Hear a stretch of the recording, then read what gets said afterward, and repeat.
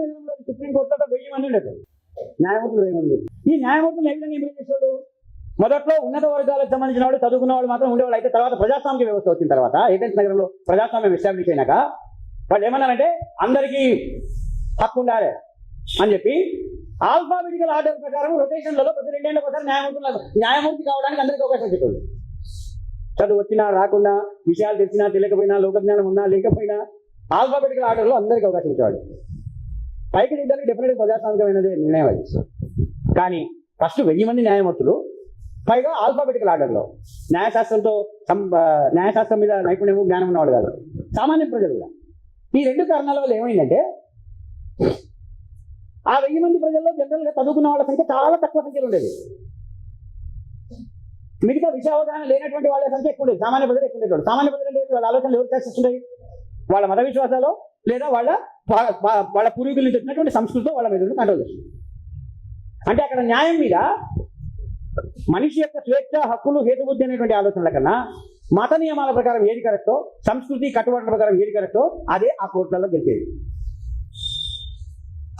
Socrates శిక్షేసింది కూడా ఆ court. నిజానికి పార్లమెంటులో, ఏథెన్స్ నగర పార్లమెంటుకి సంబంధించిన రాజవేత్తలు చాలా మంది, వాళ్ళ అంత చదువుకున్న వాళ్ళందరూ కూడా సోక్రటీస్కు మరణశిక్ష వేయకుండా ఆయన డేటాబేస్ కరెన్సీ చేసి వదిలేసి పంపించాలనుకున్నారు. వాళ్ళు కోర్టుకు అప్పీల్ కూడా చేశారు పార్లమెంట్ తరఫున. ఏథెన్స్ పార్లమెంట్ తరఫున వాళ్ళు సుప్రీంకోర్టుకి అప్పీల్ చేస్తే ఒప్పుకోలేరు. వీడు అసలు దేవుడు లేడని చెప్పి చెప్తున్నాడు, యువకులందరికీ చెప్తున్నాడు.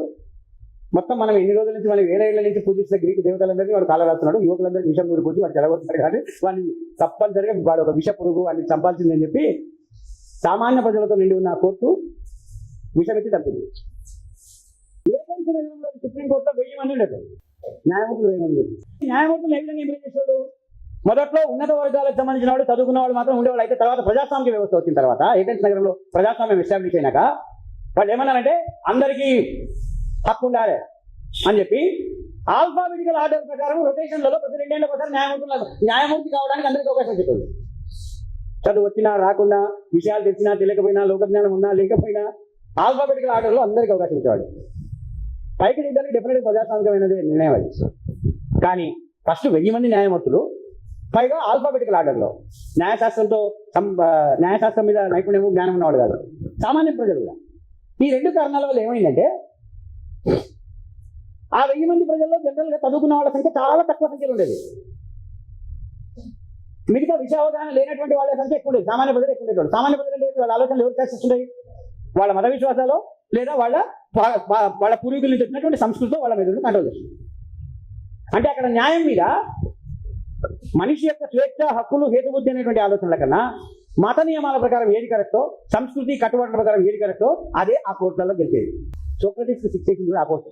నిజానికి పార్లమెంటులో, ఏథెన్స్ నగర పార్లమెంట్కి సంబంధించిన రాజవేత్తలు చాలా మంది, వాళ్ళ అంత చదువుకున్న వాళ్ళందరూ కూడా సోక్రటీస్కు మరణశిక్ష వేయకుండా ఆయన డేటాబేస్ కరెన్సీ చేసి వదిలేసి పంపించాలనుకున్నారు. వాళ్ళు కోర్టుకు అప్పీల్ కూడా చేశారు పార్లమెంట్ తరఫున. పార్లమెంట్ తరఫున వాళ్ళు సుప్రీంకోర్టుకి అప్పీల్ చేస్తే ఒప్పుకోలేరు. వీడు అసలు దేవుడు లేడని చెప్పి చెప్తున్నాడు, యువకులందరికీ చెప్తున్నాడు. మొత్తం మనం ఎన్ని రోజుల నుంచి, మనం 1000 ఏళ్ల నుంచి పూజిస్తున్న గ్రీకు దేవతలందరికీ వాడు కాల రాస్తున్నాడు. యువకులందరికీ విషం నూరి పూజి వాడు చెడగొడతాడు. కానీ వాడిని తప్పనిసరిగా వాడు ఒక విష పురుగు, వాడిని చంపాల్సిందని చెప్పి సామాన్య ప్రజలతో నిండి ఉన్న కోర్టు విషమెత్తి తప్పింది. ఏథెన్స్ నగరంలో సుప్రీంకోర్టులో 1000 మంది ఉండేది, న్యాయమూర్తులు 1000 మంది. న్యాయమూర్తులు ఏ విధంగా ఇంప్రూవ్ చేసేవాడు? మొదట్లో ఉన్నత వర్గాలకు సంబంధించిన వాడు, చదువుకున్న వాళ్ళు మాత్రం ఉండేవాళ్ళు. అయితే తర్వాత ప్రజాస్వామ్య వ్యవస్థ వచ్చిన తర్వాత, ఏథెన్స్ నగరంలో ప్రజాస్వామ్యం ఎస్టాబ్లిష్ అయినాక వాళ్ళు ఏమన్నారంటే అందరికీ హక్కు ఉండాలి అని చెప్పి ఆల్ఫాబెటికల్ ఆర్డర్ ప్రకారం రొటేషన్లలో ప్రతి 2 ఏళ్ళకి ఒకసారి న్యాయమూర్తి కావడానికి అందరికీ అవకాశం చెప్పాడు. చదువు వచ్చినా రాకుండా, విషయాలు తెలిసినా తెలియకపోయినా, లోకజ్ఞానం ఉన్నా లేకపోయినా ఆల్ఫాబెటికల్ ఆర్డర్లో అందరికీ అవకాశం ఇచ్చేవాడు. పైకి దిద్దడానికి డెఫినెట్గా ప్రజాస్వామికమైనదే నిర్ణయం అది. కానీ ఫస్ట్ 1000 మంది న్యాయమూర్తులు, పైగా ఆల్ఫాబెటికల్ ఆర్డర్లో. న్యాయశాస్త్రం మీద నైపుణ్యము జ్ఞానం ఉన్నవాడు కాదు, సామాన్య ప్రజలు కూడా. ఈ 2 కారణాల వల్ల ఏమైందంటే ఆ 1000 మంది ప్రజల్లో జనరల్గా చదువుకున్న వాళ్ళ సంఖ్య చాలా తక్కువ సంఖ్యలో ఉండేది. మిగతా విషయావగాహన లేనటువంటి వాళ్ళ సంఖ్య ఎక్కువ ఉండేది, సామాన్య ప్రజలు ఎక్కువ ఉండేవాడు. సామాన్య ప్రజలు అంటే వాళ్ళ ఆలోచనలు ఎవరు శాసిస్తుంటాయి? వాళ్ళ మత విశ్వాసాలు లేదా వాళ్ళ పూర్వీకుల నుంచి వచ్చినటువంటి సంస్కృతితో వాళ్ళ మీద కంట్రోల్ చేస్తుంది. అంటే అక్కడ న్యాయం మీద మనిషి యొక్క స్వేచ్ఛ, హక్కులు, హేతుబుద్ధి అనేటువంటి ఆలోచనల కన్నా మత నియమాల ప్రకారం ఏది కరెక్టో, సంస్కృతి కట్టుబాట్ల ప్రకారం ఏది కరెక్టో అదే ఆ కోర్టులలో గెలిచేది. సోక్రటీస్కు శిక్షేసింది కూడా ఆ కోర్టు. దానికి పార్లమెంటులో, ఏథెన్స్ నగర పార్లమెంట్కి సంబంధించిన రాజవేత్తలు చాలా మంది వాళ్ళ అంత ఇంత చదువుకున్న వాళ్ళందరూ కూడా సోక్రటీస్ కు మరణశిక్ష వేయకుండా ఆయన డేటాబేస్ కరెన్సీ చేసి వదిలి పంపించాలనుకున్నారు. వాళ్ళు కోర్టుకు అప్పీల్ కూడా చేశారు పార్లమెంట్ తరఫున.